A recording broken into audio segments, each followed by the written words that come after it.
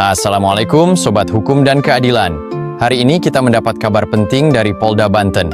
Kapolda Banten, Irjen Pol Suyudi Aryoseto, menyampaikan konferensi pers tentang langkah tegas terhadap dugaan pelanggaran dalam kasus penolakan pendampingan Polsek Cinangka yang berakibat fatal.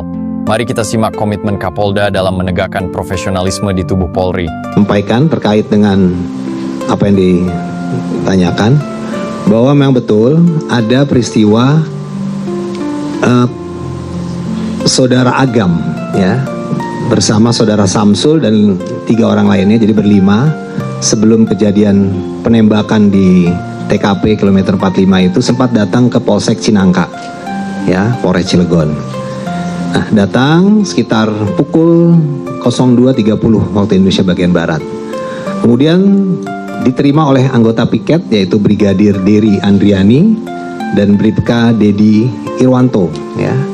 Nah, terjadi komunikasi di sana ya, bahwa saudara Agam menyampaikan bahwa mobil rentalnya itu dibawa oleh penyewa ya, yang dibawa ke arah Saketi Pandeglang ya. Nah, kemudian disampaikan juga bahwa GPS-nya tinggal 1 yang aktif, yang 2 sudah tidak aktif. Jadi diduga sudah ada upaya untuk melakukan penggelapan, gitu kan? Nah, Kapolda Banten menjelaskan kronologi kejadian dengan sangat jelas. Pada malam nahas tersebut, saudara Agam bersama timnya datang ke Polsek Cinangka sekitar pukul 02.30 dini hari. Mereka melaporkan adanya dugaan penggelapan kendaraan Honda Brio yang disertai penonaktifan GPS. Sayangnya, laporan tersebut tidak ditindaklanjuti sebagaimana mestinya. Anggota yang bertugas, Bribka Dery Andriani, dilaporkan tidak memberikan pendampingan, meskipun bukti-bukti seperti BPKB, STNK, dan kunci cadangan telah diserahkan. Anggota kami, saudara Bribka Dery, ini dilaporkan karena adanya dugaan penggelapan rental, ya, dan situ ada sedikit diskusi antara rental dan leasing.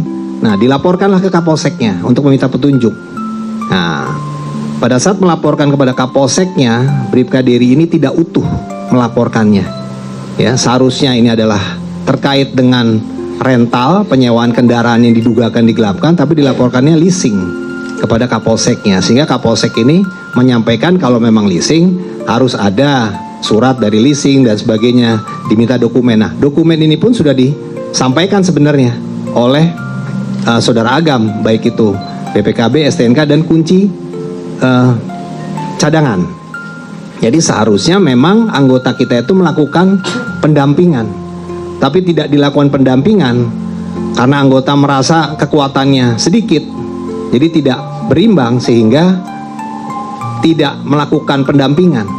Padahal seharusnya anggota kita bisa melakukan permintaan tambahan dukungan ke Polres misalnya ya, atau anggota reserse di Polsek itu sendiri, tapi itu tidak dilakukan ya. Irjen Pol Suyudi Aryoseto dengan tegas menyampaikan bahwa penyelidikan Propam menemukan adanya pelanggaran serius, baik dari Bribka Dery Andriani maupun Bribka Dedi Irwanto. Lebih lanjut, Kapolsek Cinangka juga dinilai tidak melakukan pengawasan yang memadai. Dalam pidatonya, Kapolda menegaskan pentingnya respons cepat dan profesionalisme aparat dalam menindaklanjuti laporan masyarakat.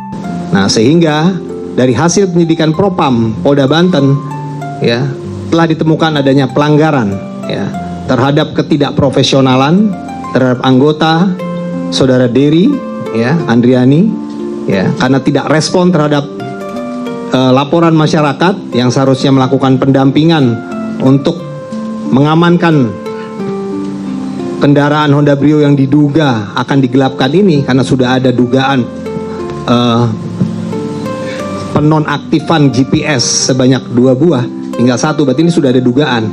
Seharusnya dia sebagai anggota Polri dia melakukan pendampingan ya, tapi tidak dilakukan, sehingga dalam pemeriksaan penyidik dari Propam ini adalah dugaan pelanggaran dan tentunya akan kita tindak tegas. Kapolda juga memastikan bahwa tidak ada kompromi dalam penegakan disiplin internal Polri. Sanksi tegas akan diberikan mulai dari demosi hingga pemberhentian tidak dengan hormat (PTDH) untuk memastikan bahwa kepercayaan masyarakat terhadap Polri tetap terjaga. Sikap ini menunjukkan komitmen Kapolda Banten dalam mewujudkan Polri yang presisi, prediktif, responsibilitas, dan transparansi berkeadilan. Ya, anggota ini ya baik secara etika ya yang sanksinya dapat kita demosi, bahkan yang terberat adalah bisa di PTDH. Begitu juga Kapolsek ya sebagai pimpinan di polsek tersebut ya, dia tidak melakukan pengawasan dan pengandalian dengan baik ya, tentunya ini juga akan kita kenakan sanksi ya, baik demosi maupun juga yang terberat adalah PTDH.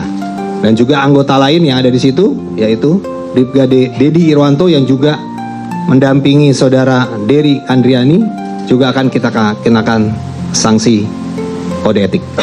Demikian. Terima kasih. Kita patut mengapresiasi langkah tegas Kapolda Banten Irjen Pol Suyudi Aryo Seto dalam menangani kasus ini. Beliau bukan hanya memberikan jawaban, tetapi juga solusi yang jelas untuk memastikan kejadian serupa tidak terulang. Mari kita dukung bersama Polri yang terus berbenah dan berkomitmen menjaga keamanan dan keadilan di masyarakat. Untuk kali ini kami sekali lagi mengapresiasi jajaran Kepolisian Republik Indonesia khususnya Kapolda Banten. Kami doakan Bapak amanah terus dan bisa menjadi Kapolri selanjutnya. Jangan lupa subscribe channel ini untuk terus mendapatkan update tentang isu hukum dan keadilan di Indonesia. Sampai jumpa di pembahasan berikutnya.